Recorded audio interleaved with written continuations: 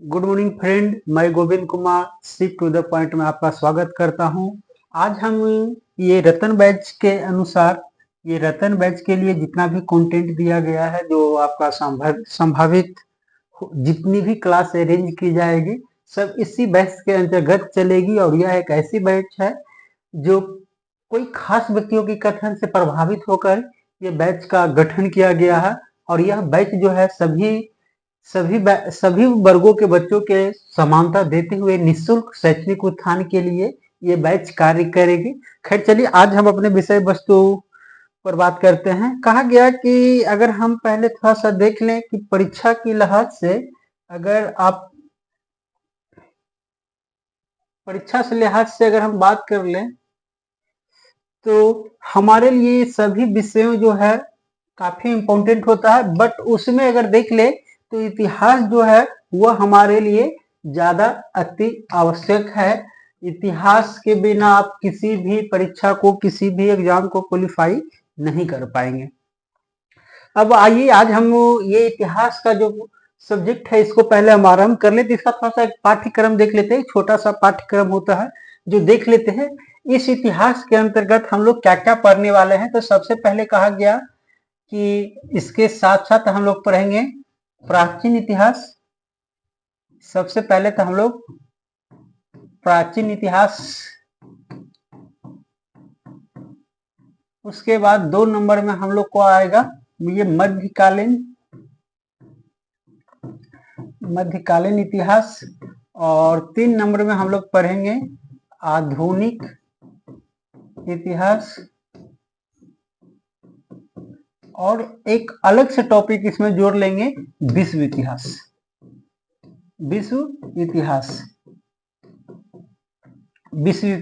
यही हमारा पाठ्यक्रम है। तो आज हम लोग सबसे पहले ये प्राचीन इतिहास को आरंभ करेंगे और प्राचीन इतिहास के आधार पर ही हम लोग अभी काम करेंगे। पहले थोड़ा सा इसका पेन का कलर चेंज कर लेते हैं।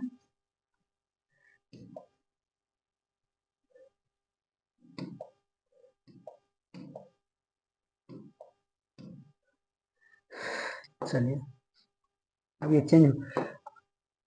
अब हम लोग को ये देखना है कि अगर हम ये इतिहास को पहले पढ़ना आरंभ करेंगे तो ये इतिहास के अंतर्गत हम लोग कौन कौन बात को पहले जाने। तो पहले एक बात समझ लीजिए कि सबसे पहले इतिहास की समझ आपको बढ़ाना होगा, समझ को डेवलप करना होगा ताकि आप इतिहास को पहले समझ सकें।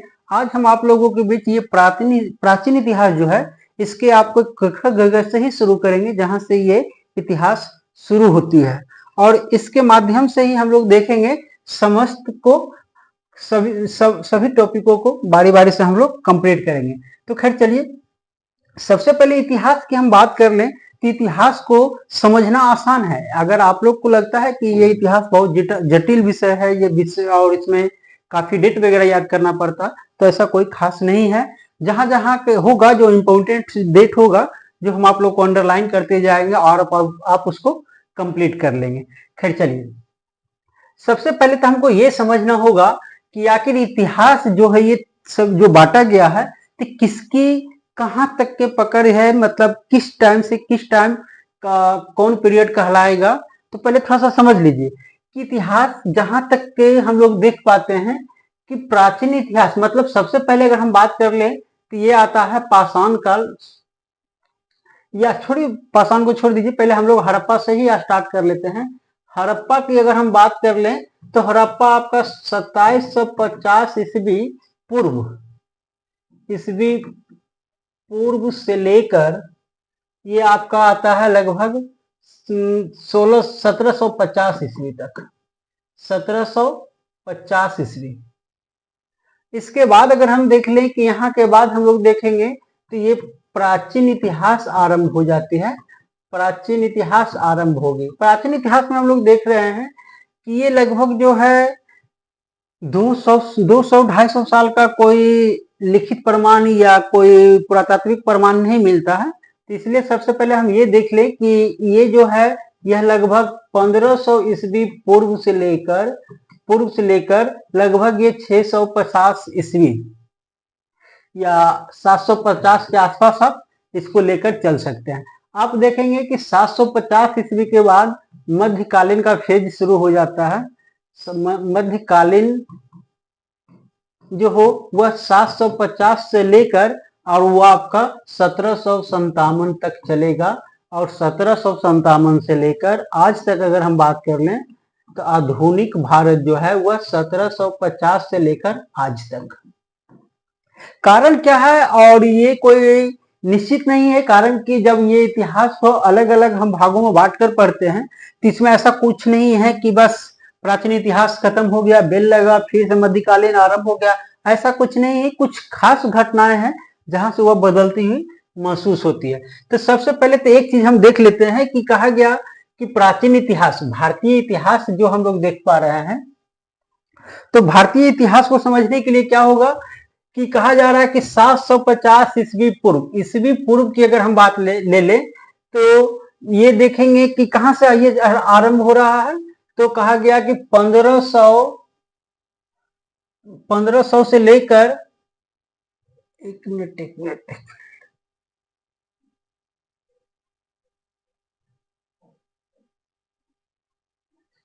हाँ, कहा गया कि अगर यहाँ हम देख लेते हैं तो ये 1550 जो आप ले रहे हैं, 1500 ईस्वी से लेकर 1500 ईस्वी पूर्व से लेकर ये लगभग कहाँ तक चलता है, तो 750 ईस्वी तक।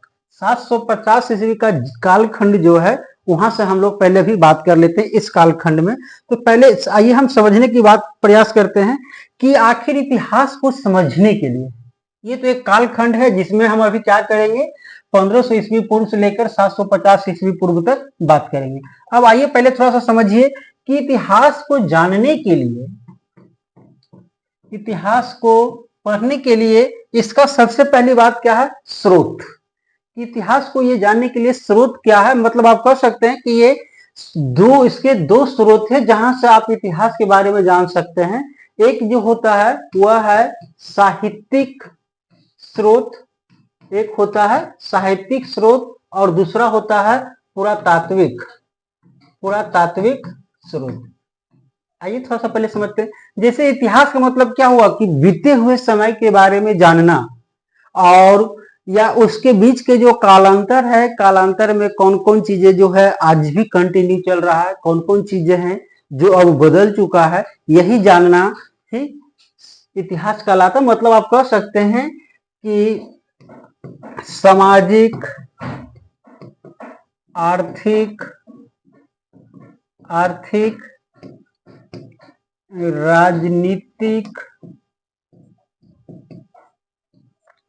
राजनीतिक और धार्मिक परिवर्तन और निरंतर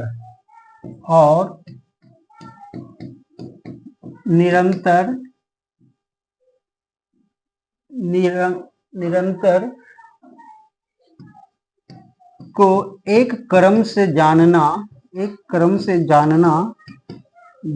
ही इतिहास कहलाता है। समझिए, कह रहा है कि ये सामाजिक हो, आर्थिक हो, ये राजनीतिक हो या धार्मिक परिवर्तन हो, इसमें कुछ चीजें जो है वह कंटिन्यूटी मतलब निरंतर चलते आ रहा है, और कुछ चीजें हैं जो बदल गया है, इसका अध्ययन ही इतिहास कहलाता है।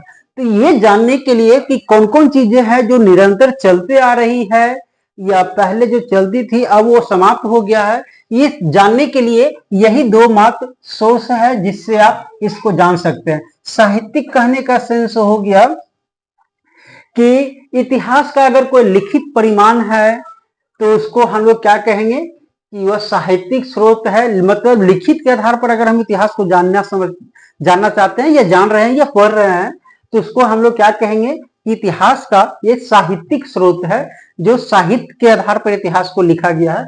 जबकि एक दूसरा होता है पुरातात्विक स्रोत। पुरातात्विक कहने का सेंस हो गया कि उस समय का जो सामग्री है, सामान है, उस समय के जो उनके द्वारा प्रयोग किए जाते थे, उस सामग्री को ही आयु ज्ञात करके या सामग्री को ही समझकर अगर इतिहास लिखी जाती है तो हम लोग क्या कहेंगे कि यह एक पुरातात्विक स्रोत है। मतलब इतिहास जो है यह दो ही पर आधारित है, या तो वह साहित्यिक हो सकता है या तो वह पुरातात्विक हो सकता है। कुछ ऐसे भी कालखंड देखेंगे जहां जिसका प्रमाण साहित्यिक भी है और पुरातात्विक भी है।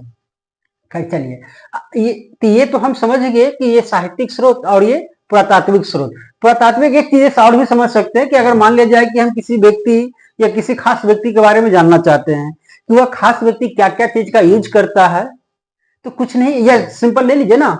अगर हम जानना चाहते हैं कि नीतीश कुमार जो है किस प्रकार का साबुन का प्रयोग करते हैं, तो एक तो कहा गया कि साहित्यिक, मतलब हम पेपर, न्यूज, टीवी वगैरह में भी देख सकते हैं कि वो किस साबुन का इस्तेमाल करते हैं। अगर वहां से आपको नहीं पता चल पाता, मतलब कभी वो न्यूज में नहीं आ पाता है, टीवी न्यूज पेपर पर नहीं आ पाता है, तो मतलब है कि साहित्यिक स्रोत से आप पता नहीं लगा सकते हैं। तब दूसरा उपाय क्या करना होगा कि उनके घर से निकलने वाले कचरे को अवलोकन करेंगे, तो उससे आप पता लगा सकते हैं कि वह किस प्रकार का साबुन का इस्तेमाल करते हैं। मतलब कहने का सेंस यही हुआ कि पुरातात्विक के लिए कोई लिखित चाहिए, तो आप कहेंगे कि ये पुरातात्विक स्रोत है। अगर लिखित नहीं है और उसका कोई सामग्री अवशेष वगैरह प्राप्त होता है, तो उसको हम लोग क्या कहेंगे, पुरातात्विक कहेंगे।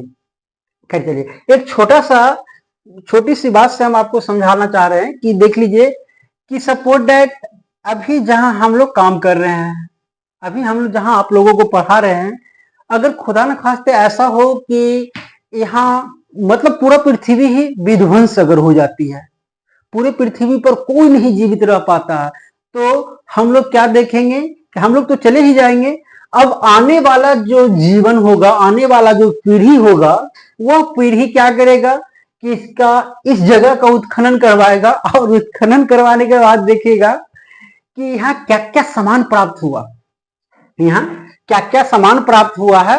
अब वह प्राप्त सामानों के आधार पर वह ज्ञात कर पाएंगे कि आखिर यहाँ क्या हो रहा था। अगर कहने का सेंस है कि यहाँ उन लोगों को क्या मिलेगा, बेंच मिलेगा, डेस्क मिलेगा, पतला पतला बैठने वाला, लिखने वाला, तो इससे उन लोग आइडिया लगा पाएंगे कि इसका मतलब है कि यहाँ कोई बैठने का कार्य किया जा रहा था, करने का कार्य किया जा रहा था। अगर मान लिया जाए आपका बैग सैग वगैरह मिल गया, तो उससे वो लोग ज्ञात कर पाएंगे कि यहाँ पढ़ाने का भी कार्य चल रहा था। अब सवाल है कि अगर पढ़ाने का कार्य यहाँ चल रहा है, अगर वह आप लोग का लिपि अगर पढ़ लिए, तो समस्त सारी चीजें वो ज्ञात कर लेंगे कि हम लोग क्या पढ़ते थे, कैसे पढ़ते थे, कौन पढ़ा, तमाम सारी बातें समझ जाएंगे।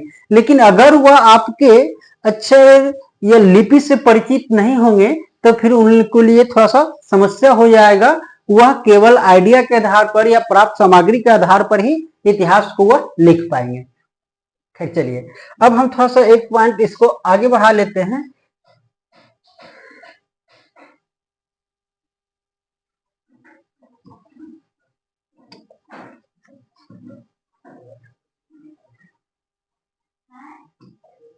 चलिए, अब हम थोड़ा सा देख लेते क्या है। अब अगर मान, जैसे अभी आप लोगों को बताया गया कि यहाँ उत्खनन के बाद अगर कोई सामान निकाली जाती है,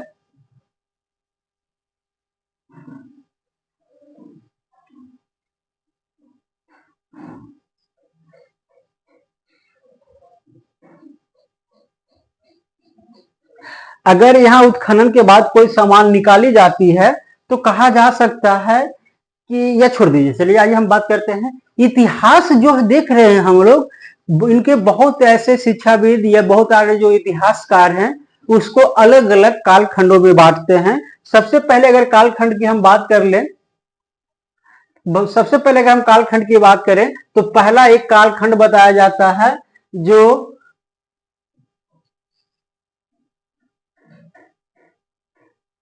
चलिए पहला कालखंड जो बताया जा रहा है, पहला कालखंड जो बताया गया यह है प्राज्ञ ऐतिहासिक, दूसरा कालखंड जो है आदि ऐतिहासिक, और तीसरा जो है वह ऐतिहासिक। आइए थोड़ा सा फिर से इसको हम समझने का प्रयास करते हैं।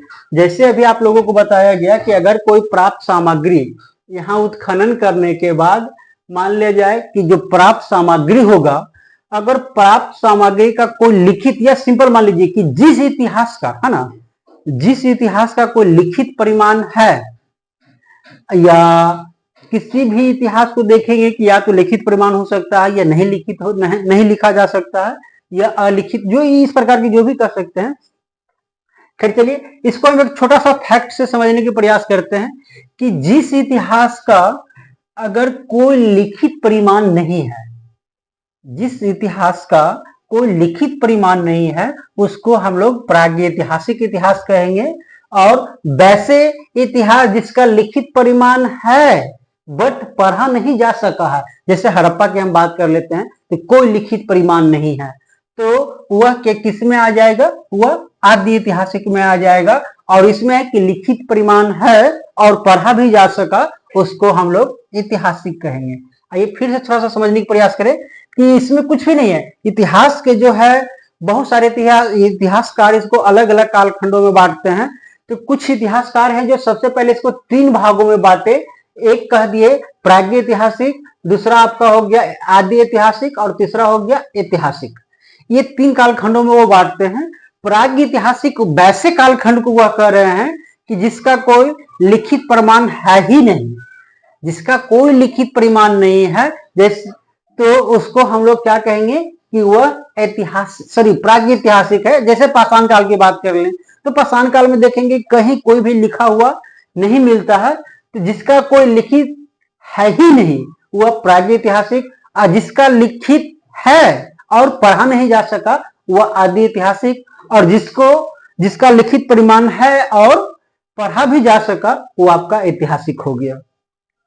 इसके बाद भी अगर देखें तो कुछ और भी इतिहासकार हैं जिसको अलग अलग कालखंडों के रूप में बांटते हैं, है ना। जैसे कह रहे हैं कि उन लोगों को पहला मानना था कि सबसे पहले लोग पत्थर का प्रयोग करता था, मतलब आप कह सकते हैं कि पाषाण काल का फेज जो है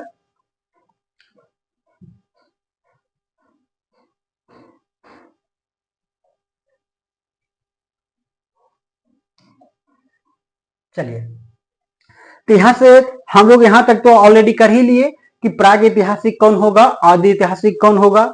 अब देखिए क्या होता है कि ये जो देखेंगे कि ये सारे जो देख रहे हैं ये सारे हम लोगों को ऑलरेडी पढ़ना होगा, और हम अभी थोड़ा सा ये जानने की प्रयास करें कि किस काल ये सभी जो काल देख रहे हैं इस काल को इतिहास के किस भाग में रखा गया है। जैसे आप कहेंगे कि पाषाण काल, ऑलरेडी पाषाण काल का कोई लिखित परिमाण नहीं है, जिसका कोई लिखित परिमाण नहीं है वह क्या बताया गया था, प्रागैतिहासिक होगा।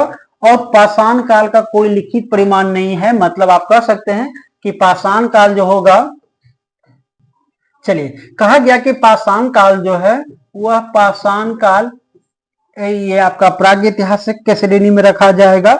जबकि अगर हम आदि ऐतिहासिक में बताया गया कि लिखित है और उसको पढ़ा नहीं जा सका, तो उसको हम लोग कौन श्रेणी में रखेंगे, तो वह आदि ऐतिहासिक के श्रेणी में आएगा। जैसे आप कह सकते हैं कि हड़प्पा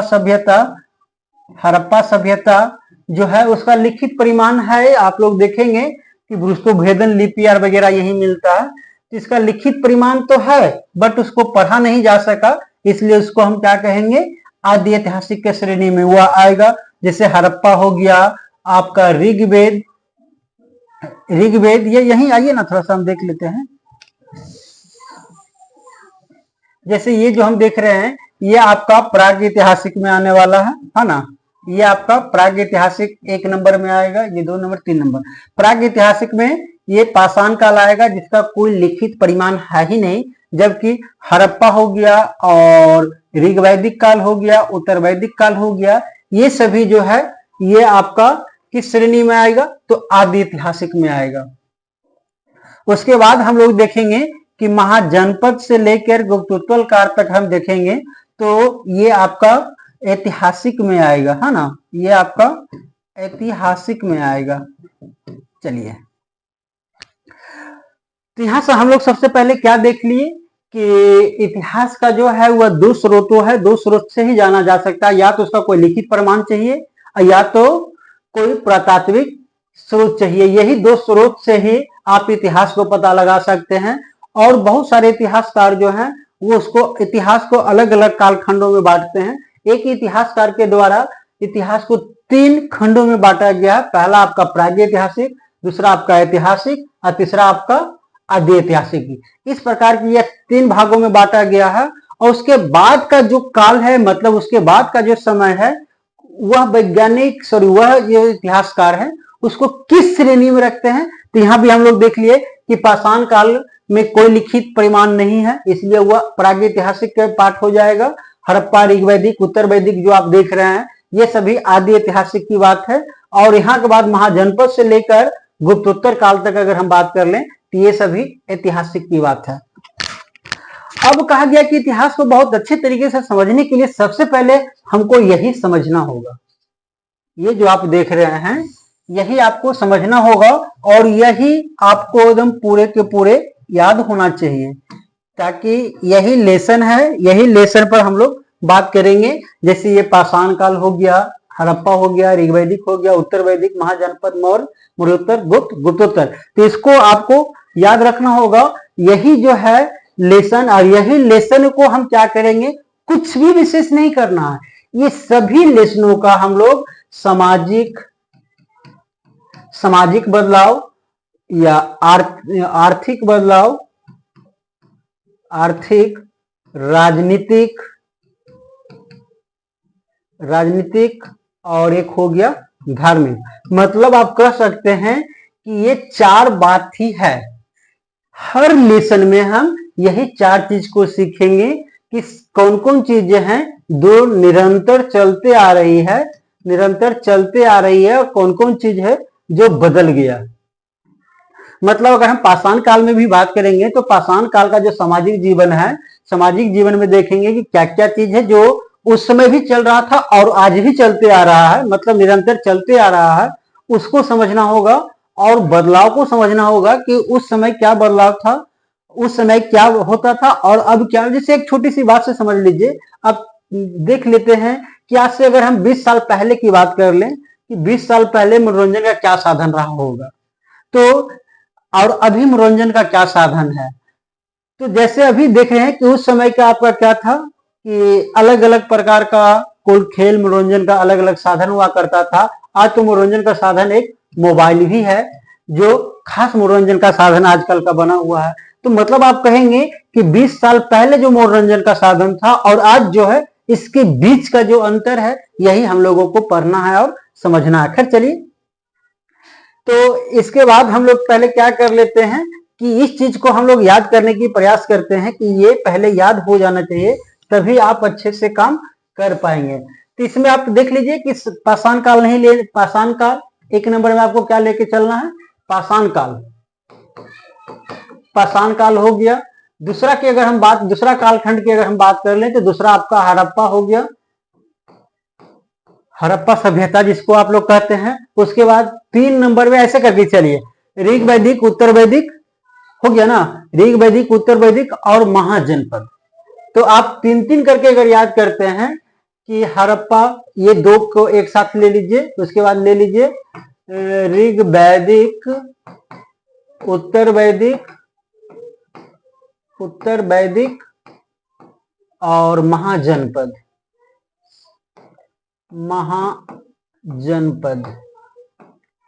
ये आपको एक साथ लेकर चलिए, ये 3 चीजें।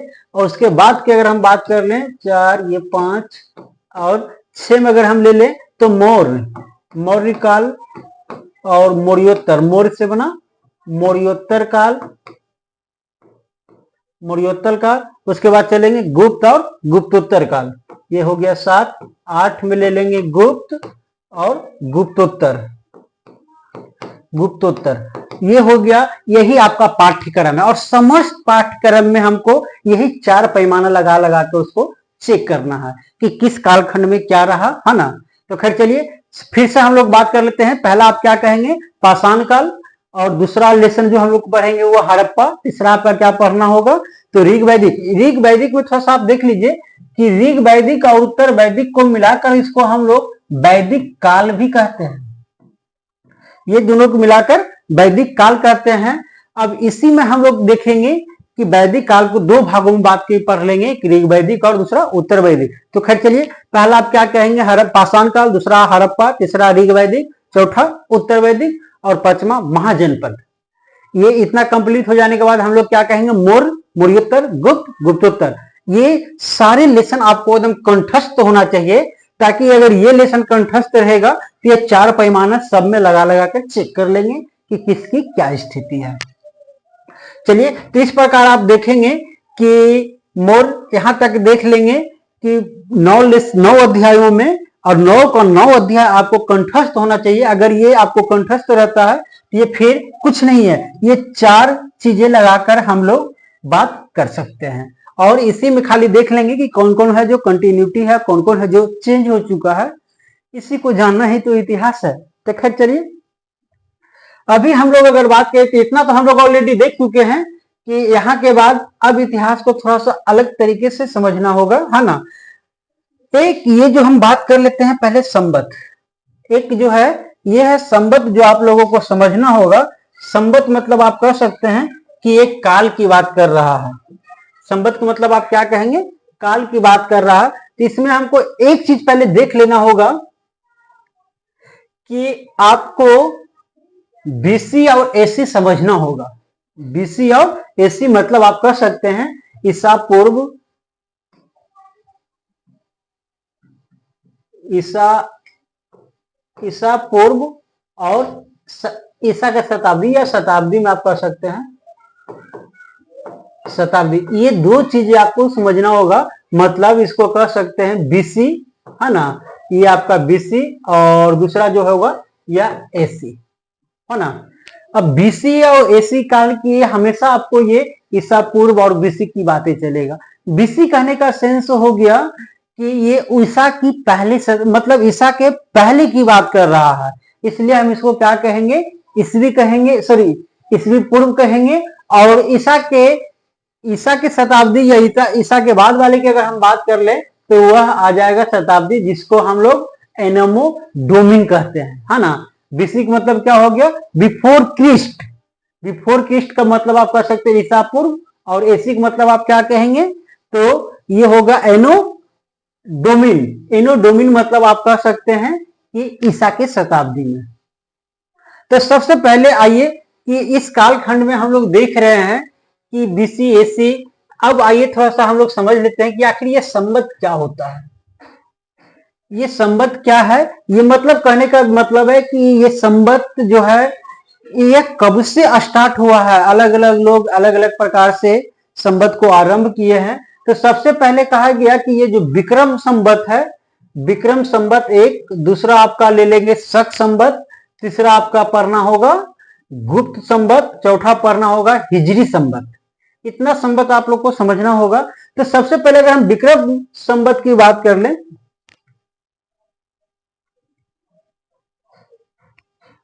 अगर हम विक्रम संवत की बात करते हैं तो कहा जाता है कि विक्रम संवत जो है 57 ईस्वी पूर्व जो है, मतलब आप कह सकते हैं कि 57 ईस्वी पूर्व यह स्थापित किया गया था। और कहा गया कि 57 ईस्वी पूर्व इसको स्थापित किया गया था।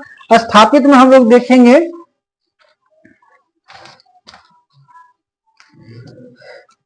ये जो आप देख रहे हैं विक्रम संवत, ये 57 ईस्वी पूर्व को स्थापित किया गया था। और यह शकों को हराकर विक्रमादित्य के द्वारा यह स्थापित किया गया है। जो संवत हम लोग देख रहे हैं यही है हो गया आपका शक संवत। उसके बाद देखेंगे विक्रम संवत। तो यहाँ पूछा केवल यही जाएगा कि विक्रम संवत कब आरंभ किया गया, कब शुरू किया गया। तो आप कहेंगे कि विक्रम संवत जो है वह 57 ईस्वी पूर्व आरंभ किया गया है। विक्रम संवत आपका 57 ईस्वी पूर्व शुरू किया गया। तो शुरू करने वाला व्यक्ति कौन है, तो वह व्यक्ति है विक्रमादित्य। विक्रमादित्य किसको हराकर, तो कहा जाता है कि शकों को हराकर वहीं से तिथि का आरंभ कर देता है। मतलब विक्रम संवत अगर देखा जाए तो कुछ भी नहीं, आज के डेट में उसको भी हम आगे निकाल कर बताएंगे कि कैसे उसको निकाला जाता है। आपको अभी फिलहाल इतना मान के चलना है कि विक्रम संवत कब आरंभ हुआ, तो 57 ईस्वी पूर्व। आरंभ करने वाला व्यक्ति कौन है, तो विक्रमादित्य। और क्यों आरंभ किया गया, तो शकों को हराकर ये विक्रम संवत की स्थापना किया गया। दूसरा हम देख लेंगे, एक हो शक संवत। शक संवत की अगर हम लोग बात कर लें, ये हो गया शक संवत। शक संवत देखेंगे तो ये 58 ईस्वी में शुरू किया गया है। शक संवत जो देखेंगे यह 58 ईस्वी में शुरू किया गया है। और किसको कौन शुरू करने वाला व्यक्ति कौन है? ये है कनिष्क।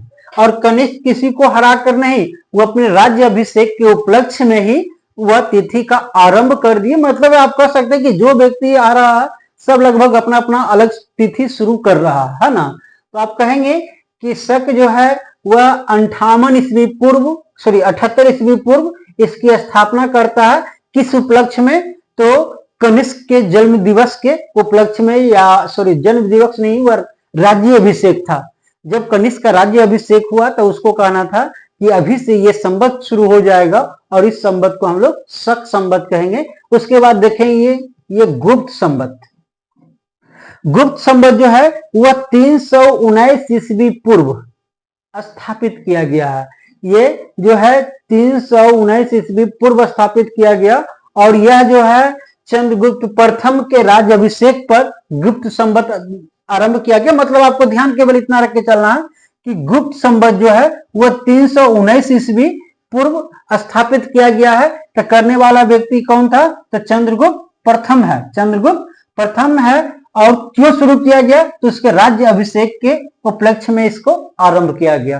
तो ये तो हम देख लिए गुप्त संवत। उसके बाद देखिए मुस्लिमों के लिए जो संवत हम लोग देखते हैं वह है हिजरी संवत, है ना। ये हिजरी संवत, और हिजरी संवत का शुरुआत 622 ईस्वी में किया गया है। ये 622 में आरंभ किया गया, या स्थापना किया गया। और करने वाला व्यक्ति मोहम्मद साहेब थे, है ना। और मोहम्मद साहब इसको क्यों करते हैं? तो जब उनकी मक्का से मदीना की जो यात्रा पूरी हो जाती है तो पूरी करने के बाद उन्होंने हिजरी संवत का स्थापना की। जब हम लोग मध्यकालीन पढ़ेंगे तो उस समय ये चीजें पता चलेगा कि वह मोहम्मद साहब कब मक्का से मदीना जा रहे हैं और यात्रा क्यों किए, कैसे किए, वह यात्रा कितनी दुखदायी थी, तमाम सारी चीजें वहां पढ़ने को मिलेगा। अभी फिलहाल हम लोग इतना ही मानकर चलेंगे कि हिजरी संवत जो है वह 622 में स्थापित किया गया है। खैर चलिए, अब आइए एक चीज और हम लोग समझ लेते। ये गलत दिखा रहा। एक चीज और हम सब लोग समझते हैं कि आज के समय में शक संवत के हिसाब से अगर हम बात कर लें तो कुछ नहीं करना है। एक बात खाली आपको सीख कर चलना है। केवल ले लीजिए आज के समय में, आज के समय में अगर हम बात कर लें, आज के समय में मतलब 2025 में अगर हम बात कर लें तो 2025 में कौन संवत कहां तक पहुंचा है ये देख लेते हैं। तो कहा गया कि ये आज हो गया आपका 2025, है ना। 2025 अगर इसमें हम 57 वर्ष, 57 ईस्वी पूर्व है ना, 57 वर्ष घटा देते हैं तो ये आपका कौन सा संवत हो जाएगा? जैसे ले लीजिए ये 8 हो गया और ये 2 हो गया। अगर बात करें कि विक्रम संवत के हिसाब से, विक्रम संवत के हिसाब से आज कौन सा तिथि चल रहा है? तो 2028 चल रहा है। विक्रम संवत के हिसाब से आज 2025 जो हम देख रहे हैं वह कहां जा रहा है? तो 2000 नहीं आएगा, 2000 नहीं, चलिए इसको हटाइए देते हैं।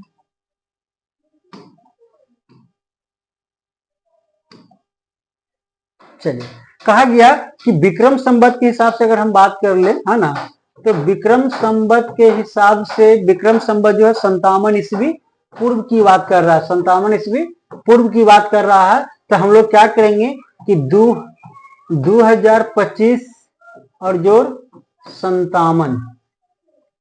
57 अगर इसमें ऐड कर देते हैं तो ये हो गया 7 5 12 के 2 और 5 2 7 1 8, 2082। अगर देखेंगे कि विक्रम संवत के हिसाब से अभी कौन सा तिथि चल रहा है तो वह 2082 में चल रहे हैं। किसके हिसाब से?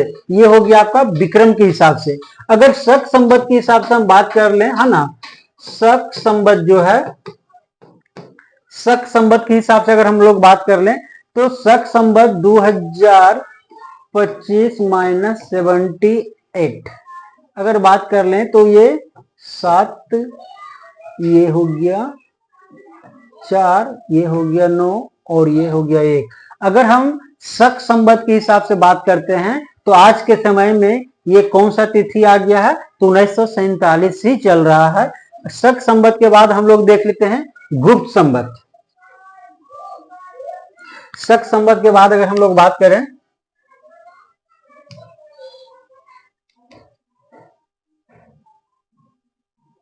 शक संबंध के बाद अगर हम लोग देख लेते हैं एक नजर के लिए कि कौन सा संबंध की बात करेंगे, तो अब ये हो गया गुप्त संबंध, है ना। 3 नंबर में हम लोग देखेंगे गुप्त संबंध।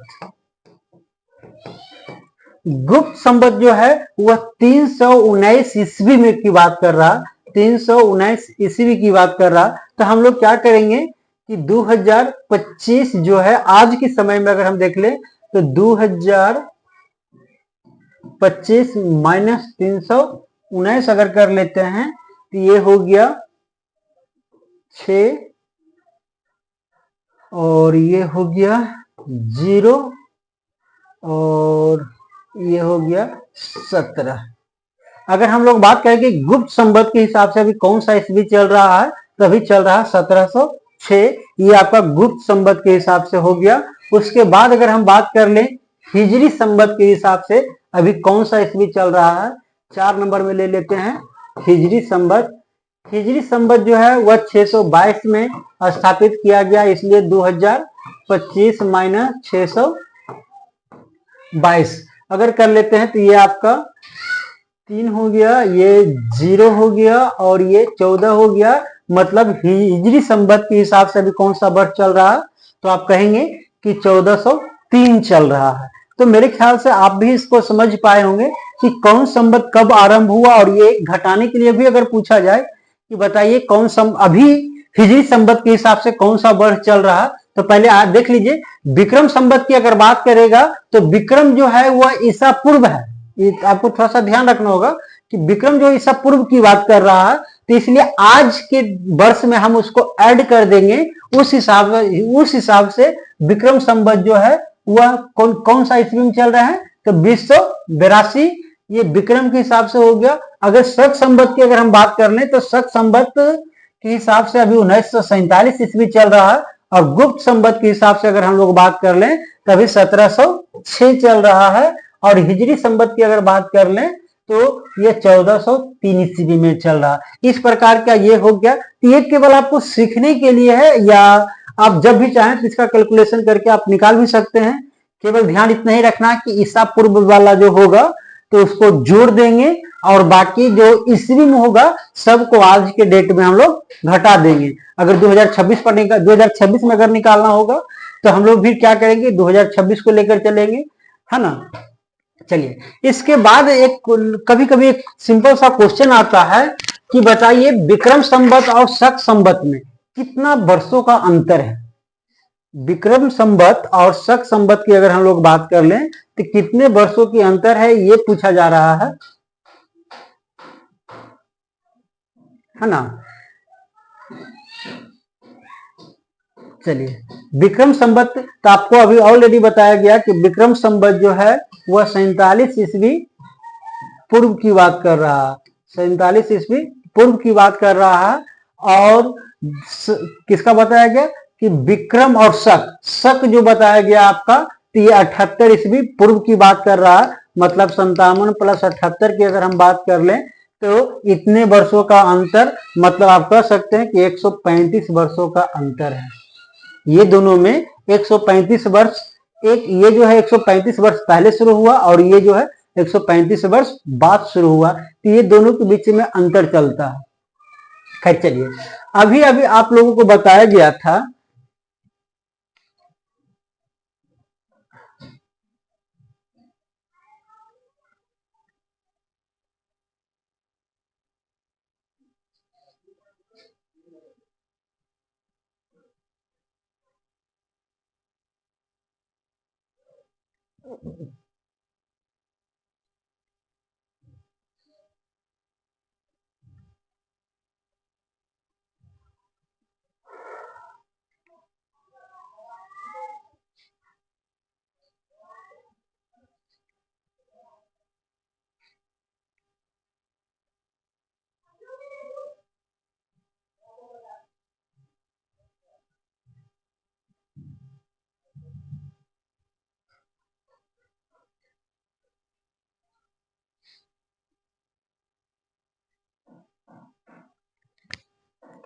चलिए, अभी जो हम लोग बात कर रहे थे कि कुछ इतिहासकार जो थे वह उसको 3 कालखंडों में बांटे हैं। कुछ इतिहासकार का मानना है कि इसका और भी कालखंड अलग अलग होगा। जैसे आप कह सकते हैं कि मानव जो है पहले क्या चीज का आविष्कार किया, इस आधार पर भी बांटा गया। तो बहुत सारे इतिहासकार का मानना है कि मानव जो है सबसे पहले पत्थर का प्रयोग किया है ना। पहले पेन का कलर चेंज कर लेते हैं, ये बार बार परेशान करेगा।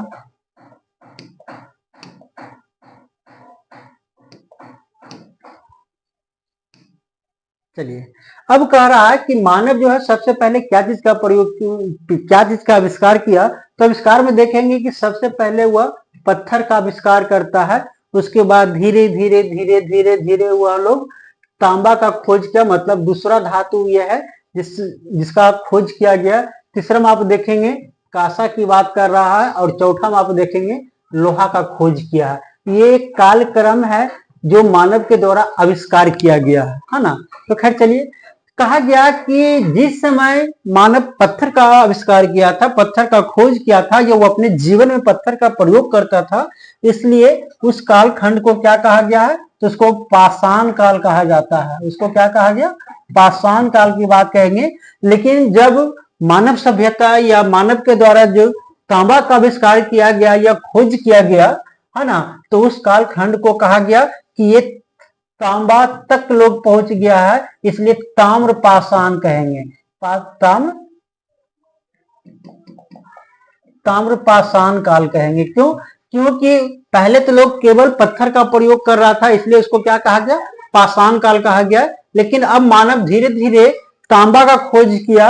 अब वह क्या करने लगा कि वो अपने साथ पत्थर के साथ साथ तांबा का भी प्रयोग करने लगा, इसलिए उस कालखंड को क्या कहा दिया गया, ये ताम्रपाषाण कालखंड होगा। उसके बाद धीरे धीरे वो लोग कांसा पर पहुंच गया है, इसलिए इस युग या इस काल को जो कहेंगे, इसको कांस्य युगीन कहा गया। इसको क्या कहा गया, कांस्य युगीन कहा गया है।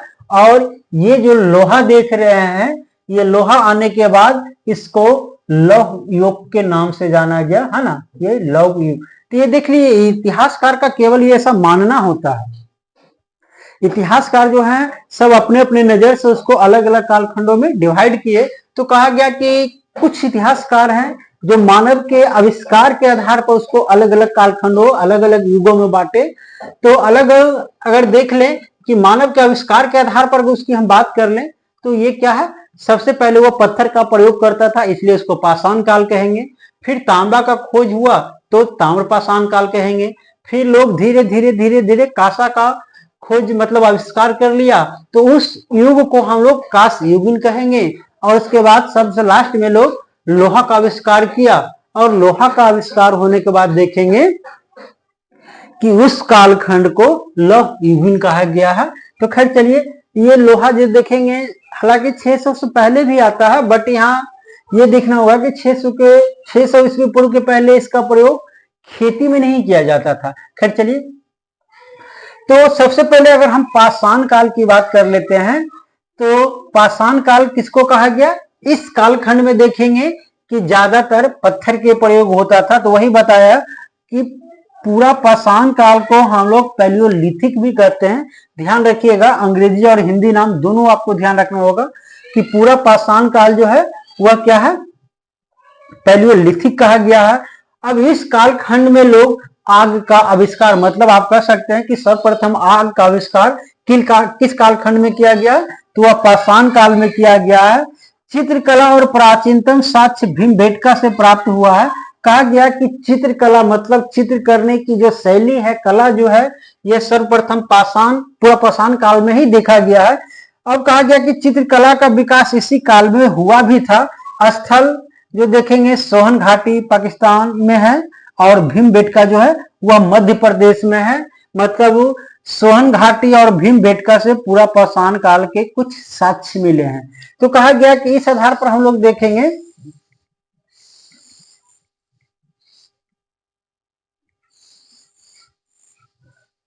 इस आधार पर आप लोग को बस इतना जरूर ध्यान रखना है कि इसका कुछ प्रमुख स्थल है जो पूरा पाषाण काल का, जो सोहन घाटी से मिला है। सोहन घाटी अभी फिलहाल पाकिस्तान में है।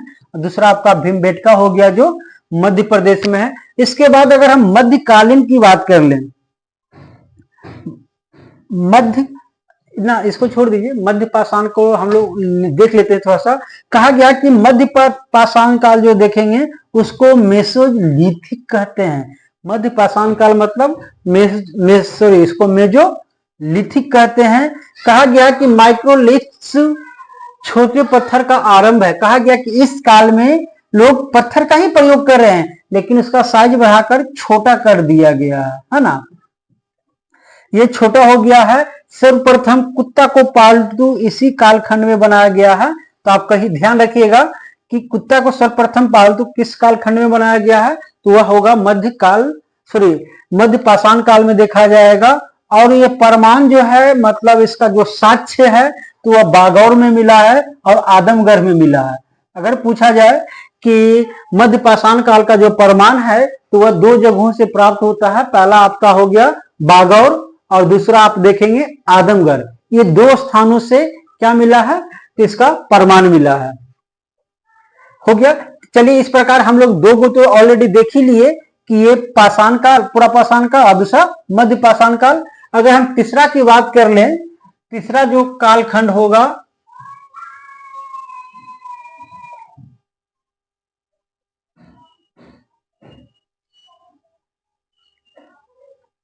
तीसरा कालखंड जो होगा वह है नियोलिथिक। तीसरा जो कालखंड है वह नियोलिथिक है। इसमें आप देखेंगे कि खाद्य संग्राहक से लोग खाद्य उत्पादक बन गया। मतलब आपको यह समझना होगा कि उस समय मानव जो था सभी उस समय घुमंतु जीवन जी रहा था। अगर हम देख लीजिए थोड़ा सा बैक करके अगर हम देख लेते हैं तो इस कालखंड में जो देख रहे हैं पूरा पाषाण काल हो गया, या मध्य पाषाण काल हो गया, या नव पाषाण काल हो गया। तो इसमें देखेंगे कि पूरा पाषाण का लोग अभी घुमंतु जीवन जी रहे हैं। उस समय उसका कोई अपना स्थायी घर नहीं होता था।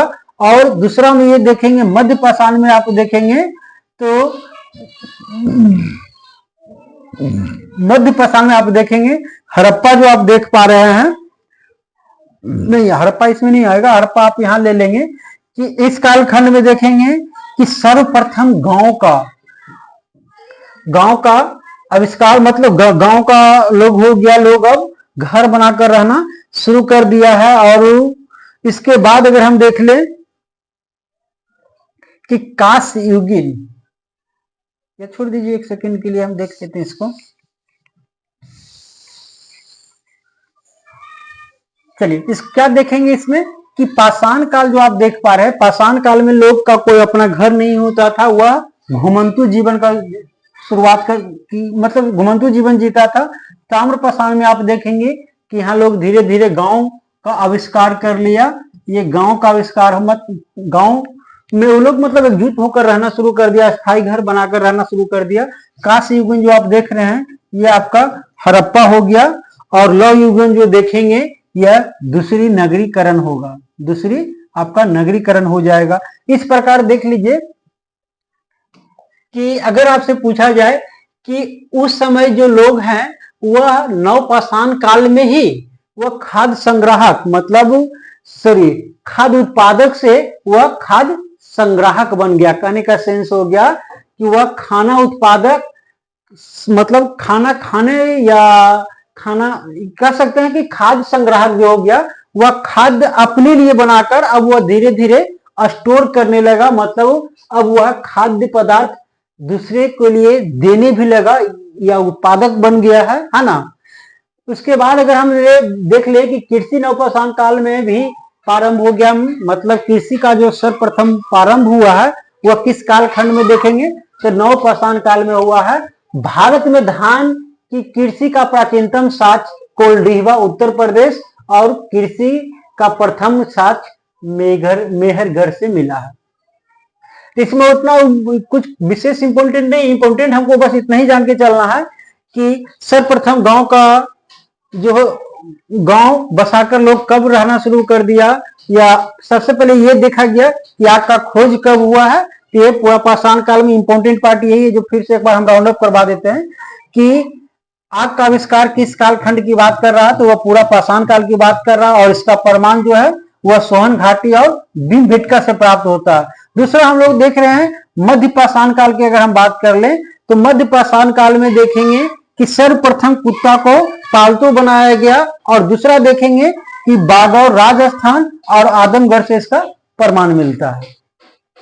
उसके बाद तीसरे में हम लोग देखेंगे नवपाषाण काल में देखेंगे कि लोग इसमें खाना वाले से लेकर वह खाना खिलाने वाला बन गया, मतलब खाद्य संग्राहक से लेकर खाद्य उत्पादक बन गया, मतलब वह भोजन खुद उत्पादन करता था, अब वह दूसरे के लिए भी भोजन उत्पादन करना शुरू कर दिया।